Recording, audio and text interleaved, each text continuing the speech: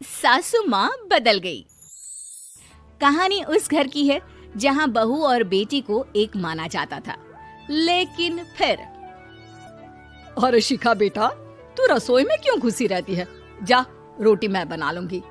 नहीं नहीं माँ जी, आप बैठिए, बस सारा खाना बन ही गया है। श्वेता को बोल देती हूँ, वो खाना लगा देगी सबका। सॉरी भाभी, मेरे पास वक्त नहीं है। माँ, मुझे पैसे देना, पार्लर जाना है। हाँ हाँ चली जाना, भाभी को भी ले जाना। वो भी जाने को बोल रही थी पार्लर, पर पहले ना मदद कर दे उसके खाना लगाने में। देख माँ, वो बहू है, उसे बहू रहने देना, इतना सर पर मत चढ़ा भाभी को। श्वेता, ज्यादा मत बोला कर। बहू और बेटी में कोई फर्क नहीं होता है। जा जाकर काम कर। ननद को माँ का भाभी से इस तरह प्यार करना बिल्कुल अच्छा नहीं लगता। वो बार बार किसी न किसी तरह माँ को भाभी के खिलाफ भड़काती रहती, लेकिन कोई फायदा ना होता। एक रोज, अरे बेटे किशन, जा बहू को कहीं घुमा कर ला, सारा दिन घर में काम करती रहती है। हाँ हाँ माँ, हम लोग जा रहे हैं ना गोवा। अच्छा जी, भाभी ने तो हमें बताया भी नहीं। वैसे तो सारी पंचायत करती है, ये गोवा वाली बात क्यों छुपा गई हमसे? अरे क्योंकि उसे खुद नहीं पता था बहन। मुझे टिकट सस्ती मिल रही थी तो मैंने बुक कर दिया। हाँ शिखा, पैकिंग कर ले, संडे हम जा रहे हैं गोवा। दोपहर में शिखा पैकिंग कर रही थी कि सास आ जाती है। ये क्या बहू, साड़ियाँ? अरे गोवा जा रही है घूमने या फिर शादी में मायके हैं? माँ जी, ऐसा कुछ है ही नहीं, समझ में नहीं आ रहा क्या रखूं कपड़े में। अरे तेरी और श्वेता की साइज तो एक ही है, उसके कुछ मॉडर्न कपड़े ले ले, आकर लौटा देना। हाँ माँ जी, ये ठीक रहेगा। शिखा श्वेता के पास जाती है और उससे कपड़े मांगती है। ना जी ना, मैं अपने कपड़े ना दूं, वैसे भी फैल जाएंगे मेरे कपड़े, बहुत महंगे वाले हैं। शिखा मुंह लटकाकर कमरे में आ जाती है तो सास कहती है, चल तैयार हो जा, तुझे मैं शॉपिंग करा कर लाती हूँ गोवा की। बस फिर क्या था, सास बहू निकल जाते हैं मार्केट और एक से बढ़कर एक ड्रेस खरीद कर घर आते हैं।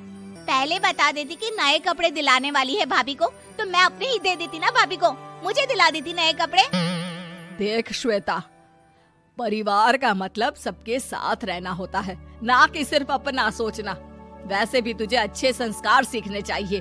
और रही बात कपड़ों की, तो शिखा, आज से घर पर भी तू मॉडर्न कपड़े ही पहनेगी। कोई जरूरत नहीं है ये साड़ी वाड़ी लपेटने की। अब क्या था, घर पर श्वेता और शिखा एक जैसे रहते। एक बार पड़ोसन आती है। अरे बेटा, अपनी माँ को तो बुलाना जरा, बात करनी है। शिखा सास को बताती है और रसोई में चली जाती है। ये आपकी बेटी बहुत बड़ी हो गई है, इसके लिए एक रिश्ता है, कहो तो बता दूं। ये बेटी नहीं बहू है, घर में सब एक जैसा ही रहता है।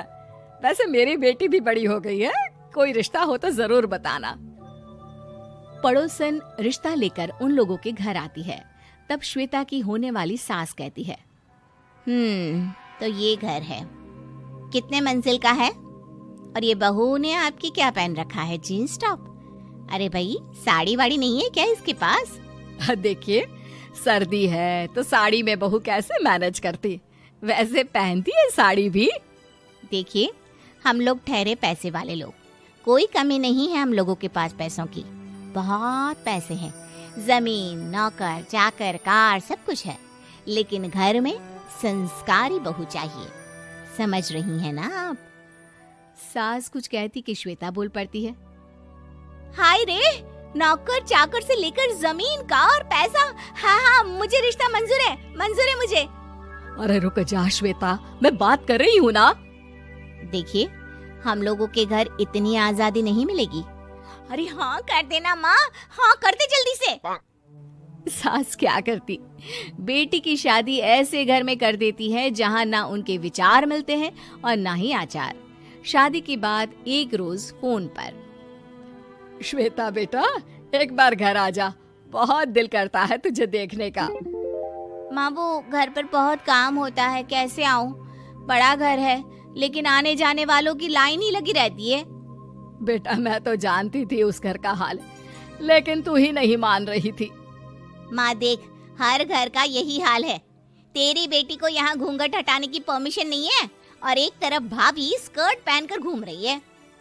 बेटा मुझे क्या पता था कि मेरी बेटी को ससुराल के नाम पर पिंजरा मिल जाएगा।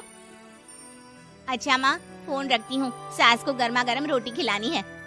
तुम लोगों की तरह नहीं कि एक रोटी बनाओ, एक सब्जी बनाओ, फिर सारा दिन फ्री होकर घूमो। सास फोन तो रख देती है, लेकिन सोच में पड़ जाती है कि एक तरफ बेटी जिसे कोई आजादी नहीं, वहीं दूसरी तरफ बहू जिसे देखकर लगता ही नहीं कि उसकी शादी भी हुई है। अगले रोज। शिखा, अरे ओ शिखा।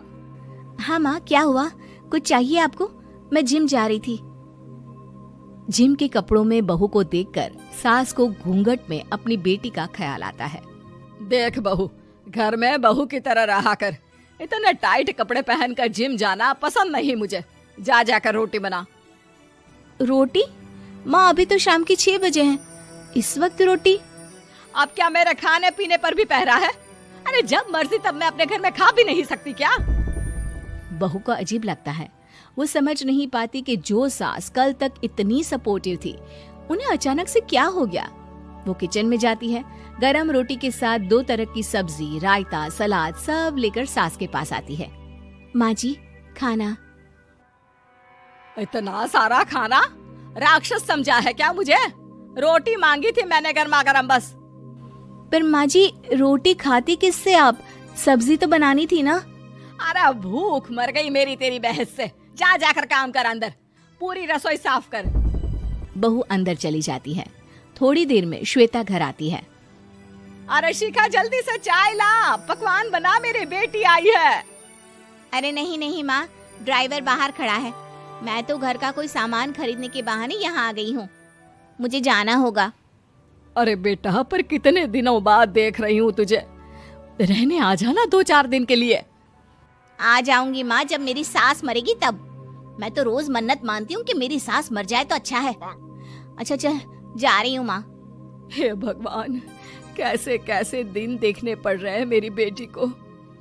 सास अंदर जाती है, जहाँ श्वेता की जिम वाली सहेली का फोन आया होता है। क्या बात है, आज जिम नहीं आई?